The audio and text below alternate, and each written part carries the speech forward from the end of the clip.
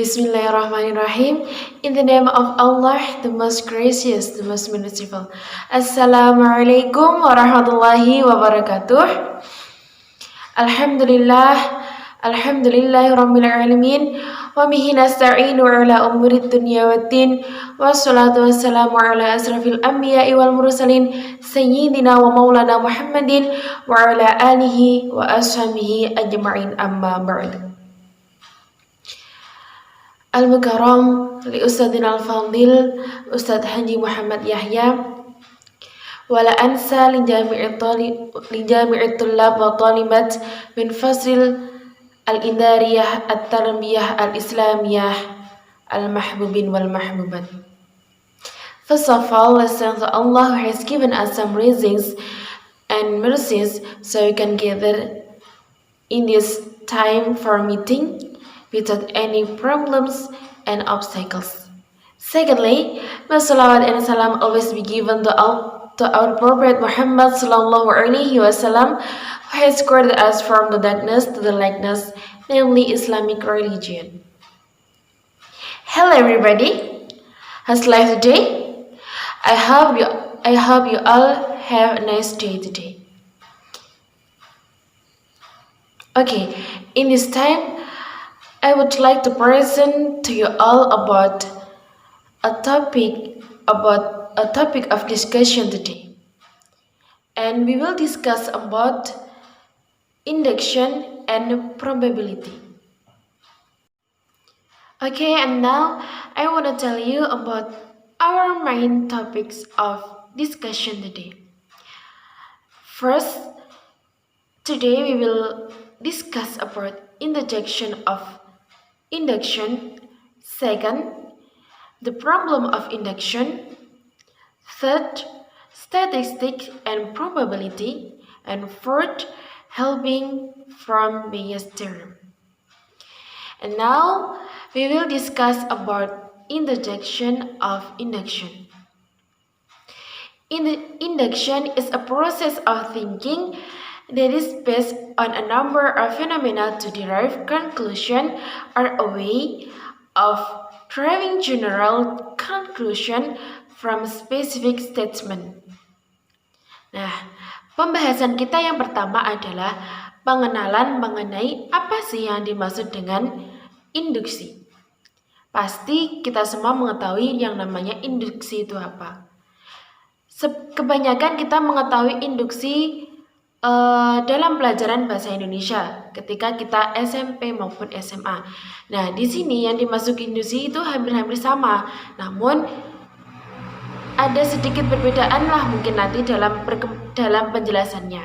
Nah, yang dimaksud induksi sendiri adalah suatu proses berpikir yang didasarkan pada sejumlah fenomena untuk memperoleh suatu kesimpulan dengan cara menarik kesimpulan dari yang bersifat khusus atau spesifik menuju kesimpulan yang bersifat umum atau general. Jadi yang dimaksud dengan inti dari yang dimaksud dengan induksi adalah penarikan sebuah kesimpulan atau pemecahan suatu masalah dari yang bersifat khusus menuju yang bersifat umum.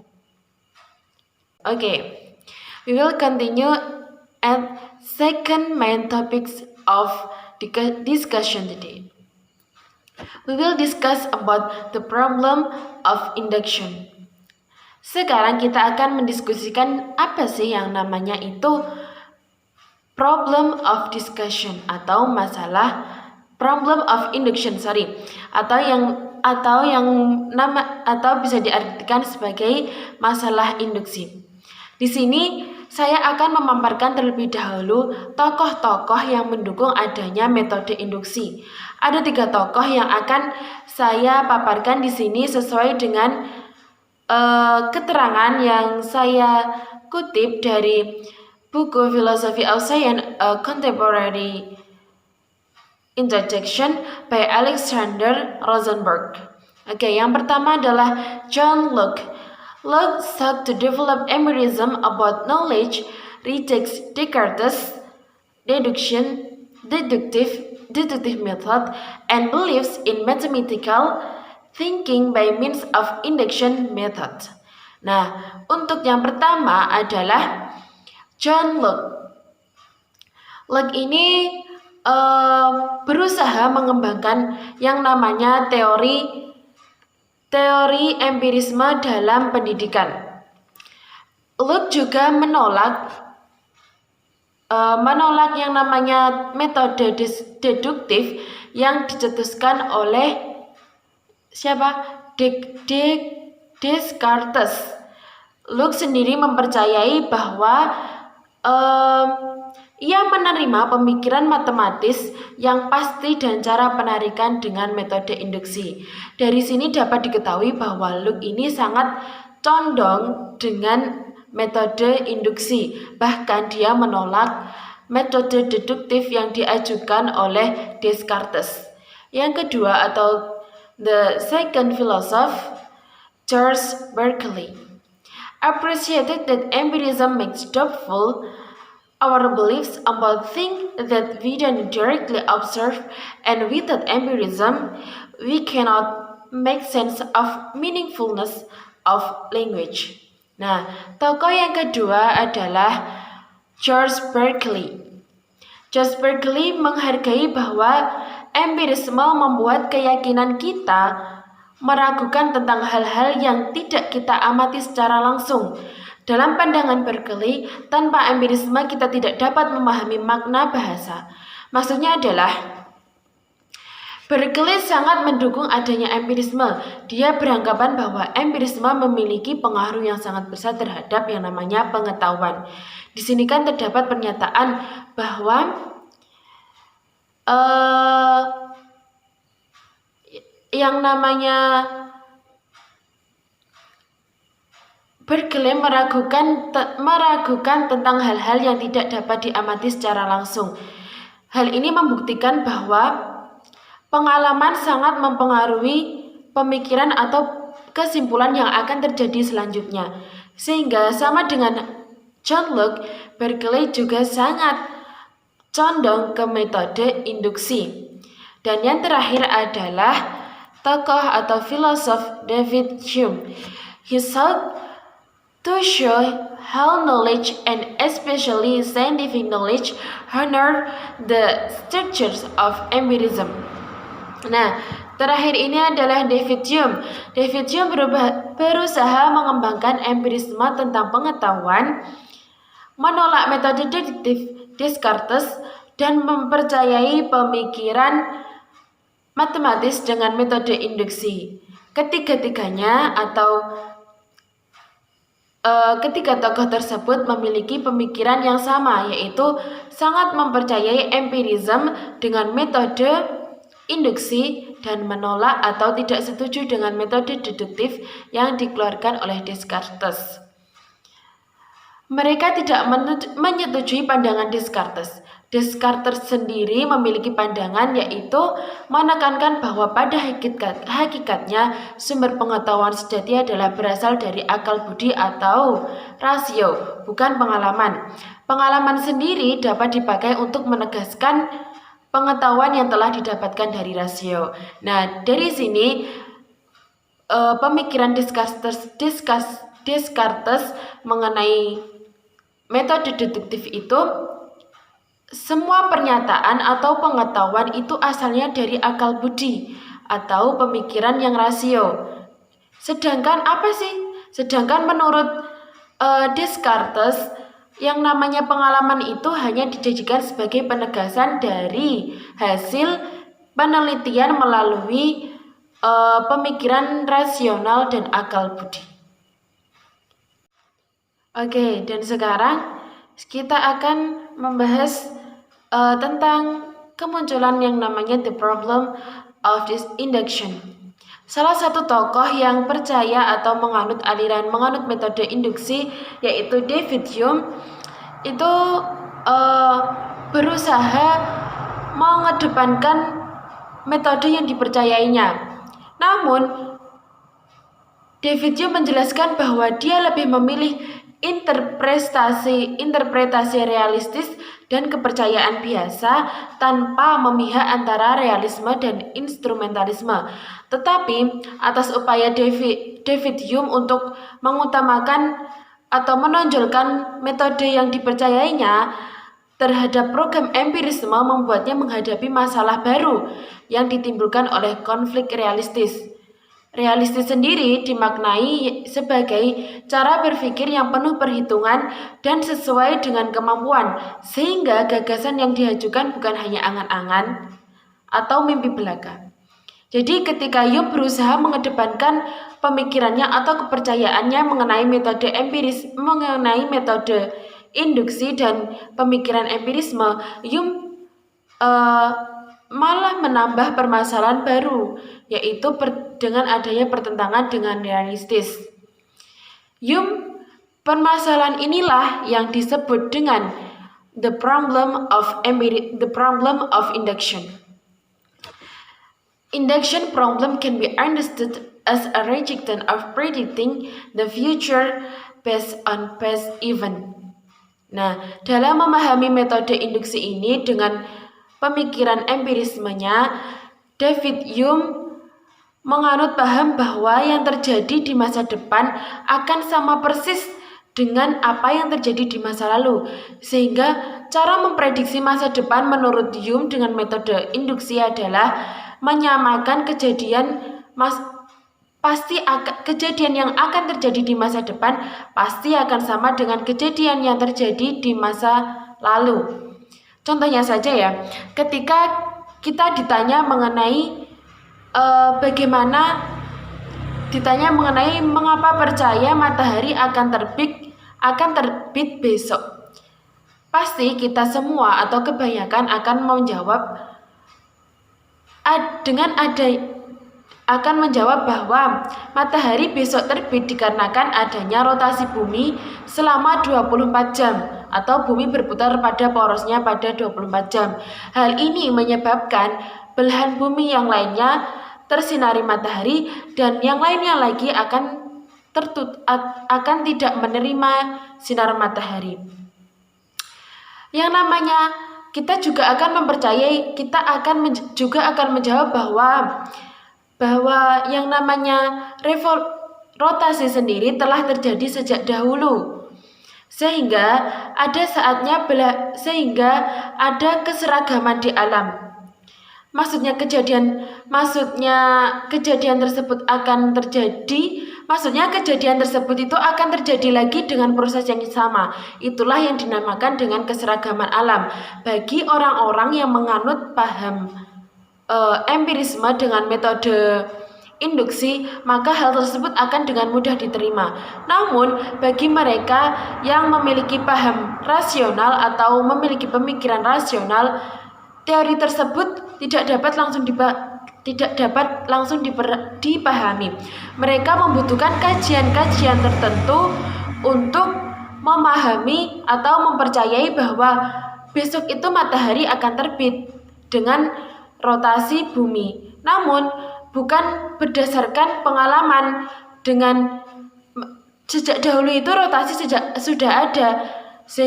Akan tetapi bagi pihak-pihak yang mengedepankan pemikiran rasional akan lebih meneliti lagi penyebab-penyebab dari adanya rotasi tersebut sehingga timbul yang namanya matahari terbit. Dan dari pernyataan atau permasalahan the problem of induction tersebut perlu yang namanya penyelesaian, how to solve it, atau strategy. Show that inductive argument turned out to be deductive argument that employs special rules and confer justification on their conclusion without correcting their truth, are unlike the laws of deductive logic with itself. Dari permasalahan tersebut dibutuhkan yang namanya penyelesaian atau strategi. Strategi inilah yang akan menjadi salah satu jalan keluar dari yang namanya permasalahan induktif tersebut. Tadi kan dikatakan bahwa yang menyebabkan permasalahan induksi ini muncul adalah adanya paham yang diciptakan atau dikemukakan oleh David Hume mengenai masa depan dapat diprediksi melalui kejadian masa lalu, atau bisa diartikan masa depan itu selalu sama dengan masa lalu. Strategi yang dibutuhkan adalah menunjukkan bahwa argumen induksi ternyata adalah argumen deduktif yang menggunakan aturan khusus yang memberikan pembenaran atas kesimpulan mereka, meskipun kesimpulannya belum terjamin 100% benar. Sehingga dalam hal ini muncullah yang namanya penyelesaian dengan statistics and probability. Namun ini masih bisa dikatakan masih sebuah usulan atau masih dalam tahap pertanyaan. Statistics and probability to the rescue. Nah, masih ada tanda tanya. Nah, statistik dan kemungkinan adalah sebuah penyelamatan. Nah, oke. Kita akan mengartikan satu persatu. We will discuss about statistics and probability. Statistics has a role important in inductive thinking, and probability means the conclusion is correct but doesn't mean that it must be true.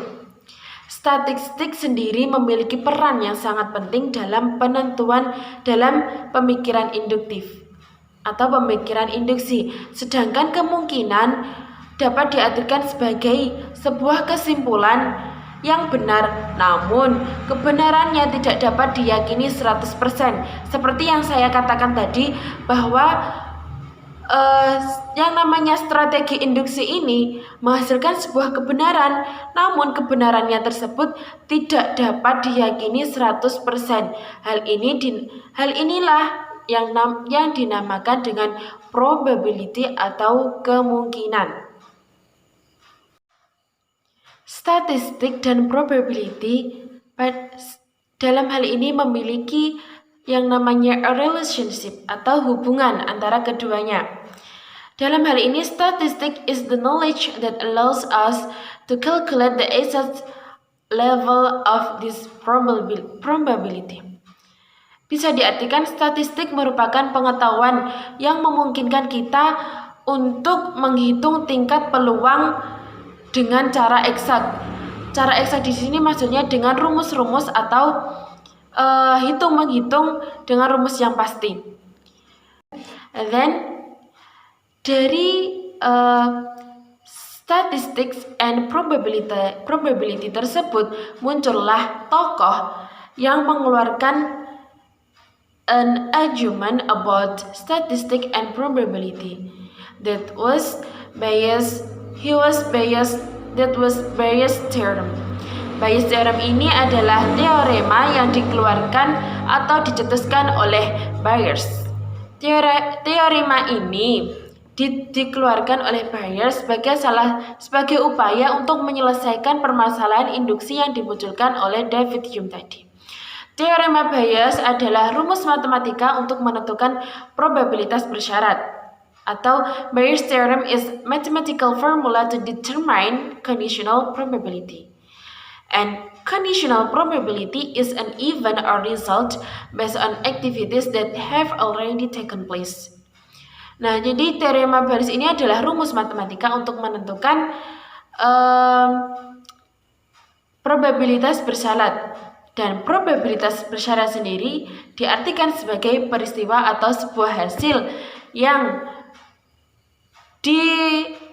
diberikan atau dirumuskan berdasarkan kegiatan yang sudah berlangsung, atau bisa dikatakan probabilitas bersyarat ini sebagai hasil dari kegiatan yang telah berlangsung. Nah, ada rumus sekarang kita akan membahas tentang rumus dari probability Bayes' theorem. Rumusnya adalah PAB sama dengan PBA dikali PA per B. Nah, bingung ya? Mungkin sama saya juga masih bingung. So, we will discuss about this theory. We will understanding together. We will discuss for understanding. Kita akan membahas lambang-lambang dari rumus tersebut. Yang pertama adalah PAB is the probability A occurs provided even B has occurred. Yang pertama adalah PAB. PAB adalah kemungkinan A terjadi bersyarat kejadian B telah terjadi.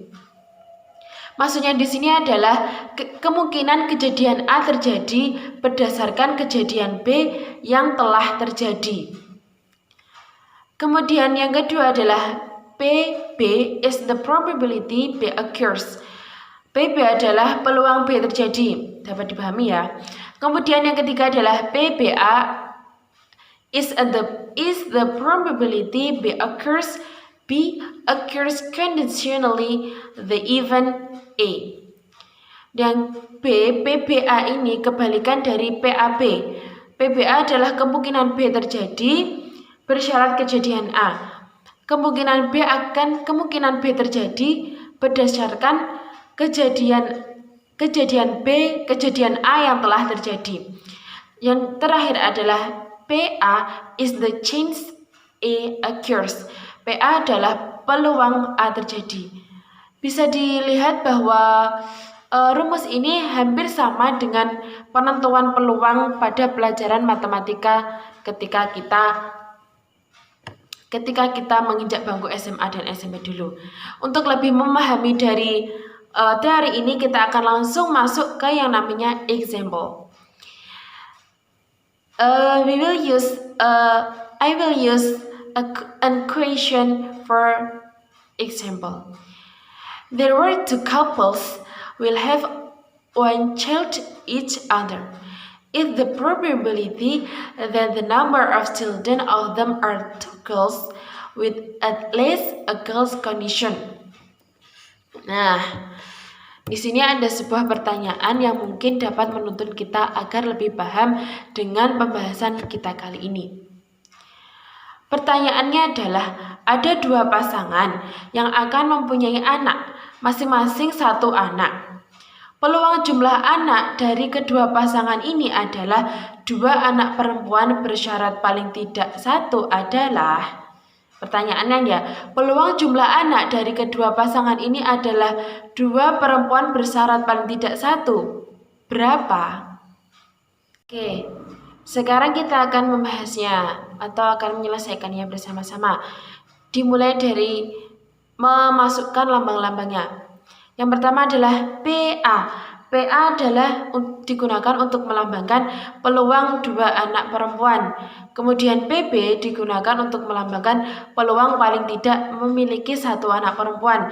Peluang maksudnya kedua pasangan tersebut memiliki peluang memiliki anak satu perempuan, masing-masing satu anak perempuan. Kemudian PAB adalah peluang dua anak perempuan bersyarat paling tidak satu anak perempuan. Nah, peluang dua anak perempuan bersyarat paling tidak satu anak perempuan ini maksudnya adalah peluang ketika kedua pasangan tersebut berkeinginan untuk memiliki dua anak perempuan, namun pada nyatanya mereka memiliki kemungkinan hanya memiliki satu anak perempuan. Bisa dipahami lagi ya, mereka berkeinginan untuk memiliki dua anak perempuan, namun pada kemungkinannya mereka hanya berkemungkinan untuk memiliki satu anak perempuan saja. Kemudian yang PBA adalah peluang paling tidak satu anak perempuan bersyarat dua anak perempuan. Berkebalikannya dari PAB, PBA adalah mereka menginginkan satu anak perempuan, namun mereka itu mungkin untuk memiliki dua anak perempuan. Saya ulangi, PBA ini adalah keinginan mereka untuk memiliki satu anak perempuan, namun kemungkinannya mereka bisa memiliki dua anak perempuan. Dari data tersebut kita dapat mengetahui bahwa kita sekarang akan memasukkan yang namanya angka-angka. untuk menguji kebenaran sebuah kebenaran kan biasanya kita akan menggunakan presentase. Nilai maksimal dari presentase sendiri adalah 100%. Nah, kita akan memasukkan nilai-nilai tersebut dalam pembahasan ini. Yang pertama adalah PBA. PBA adalah keinginan mereka memiliki satu anak, padahal mereka itu berkemungkinan memiliki 2 anak. Jadi, ketika mereka berkemungkinan 2 anak, tapi mereka hanya menginginkan 1 anak, berarti peluangnya kan besar. Bisa dilambangkan dengan kemungkinan yang sempurna, yaitu 100%. Kemudian PA adalah peluang 2 anak perempuan, bisa dilambangkan dengan 25%, dan PB bisa dilambangkan dengan 75%. Dari mana hasilnya 25 dan 75%? 25 dan 75% itu diperoleh dengan pencarian semesta. Semesta seperti yang kita lakukan ketika mencari yang namanya peluang pada pelajaran matematika. Jenis kelamin manusia itu kan ada 2, perempuan dan laki-laki. Otomatis anak juga memiliki 2 jenis kelamin. Dua pasangan tersebut menginginkan anak perempuan, namun tidak menutup kemungkinan anak laki-laki juga ikut, karena yang namanya kelahiran itu adalah takdir Tuhan. Jadi semestanya di sini adalah cewek dengan cewek, perempuan dengan perempuan, perempuan dengan laki-laki, laki-laki dengan perempuan, kemudian laki-laki dengan laki-laki. Sehingga untuk PA kan tadi peluang 2 anak perempuan. Di sini yang menunjukkan mereka memiliki peluang 2 anak perempuan hanya 1, yaitu semesta cewek dengan cewek tadi.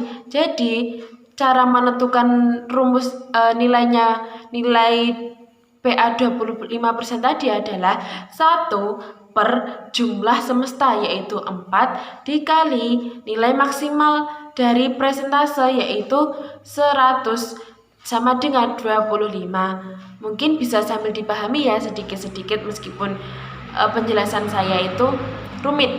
Kemudian yang kedua adalah PB. PB adalah peluang paling tidak memiliki 1 anak perempuan.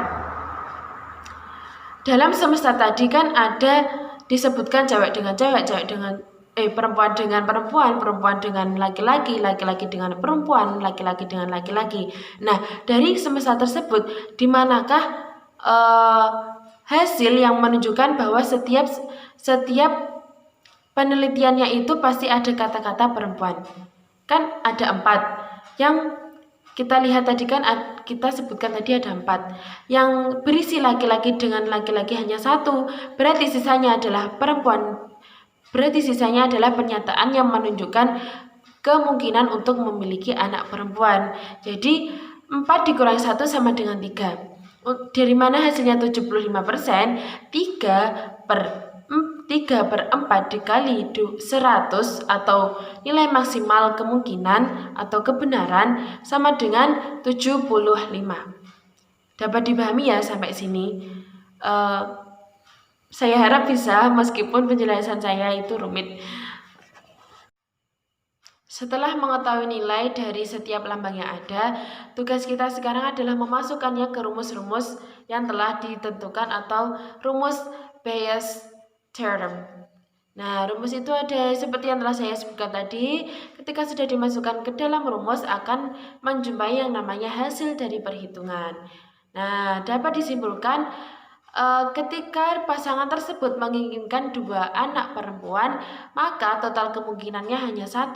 Sedangkan peluang bersyarat paling tidak 1 anak perempuan, atau ketika mereka memiliki keinginan untuk memiliki 1 anak perempuan adalah 3. Sesuai dengan rumus atau perhitungan yang dilakukan atau pertanyaan yang ditanyakan tadi, mereka memiliki kemungkinan 2 anak perempuan di atas kemungkinan bersyarat 1, maka jawabannya adalah 1. Kemungkinan mereka memiliki dua anak perempuan hanya satu, sedangkan kemungkinan mereka memiliki anak perempuan berjumlah satu itu adalah 3. Nah, dan sekarang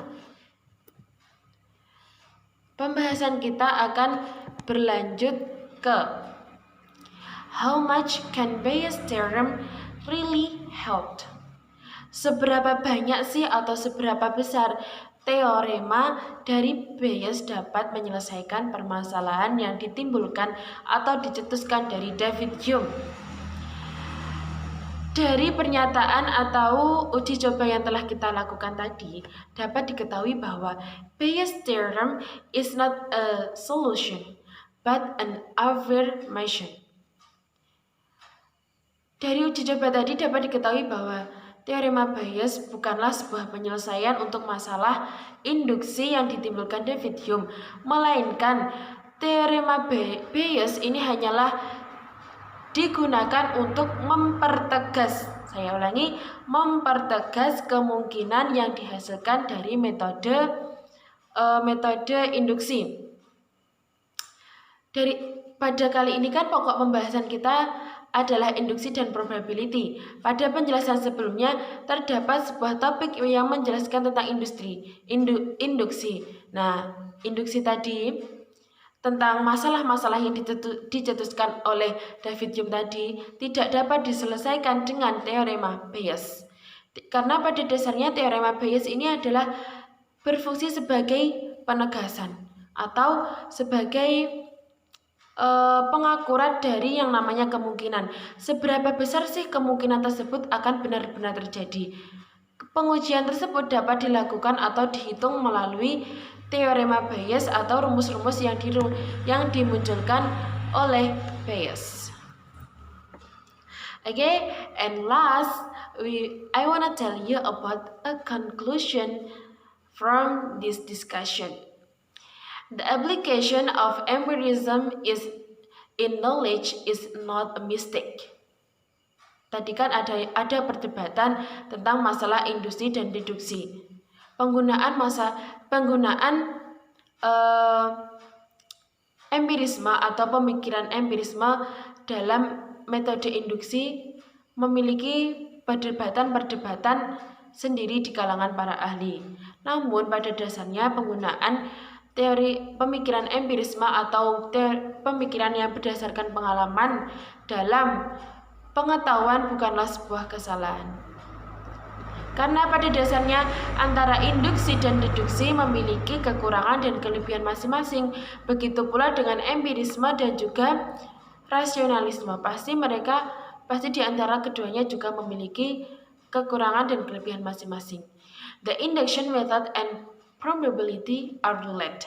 Nah, tadi kan sudah ada pembahasan yang menjelaskan tentang hubungan antara induksi dan kemungkinan.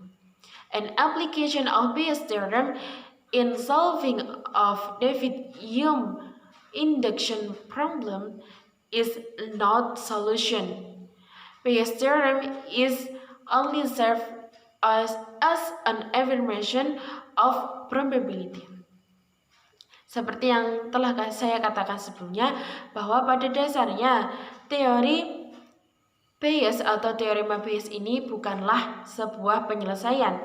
Para ahli juga menyetujui bahwa teorema Bayes ini tidak dapat digunakan untuk menyelesaikan permasalahan yang ditimbulkan atau dicetuskan oleh David Hume.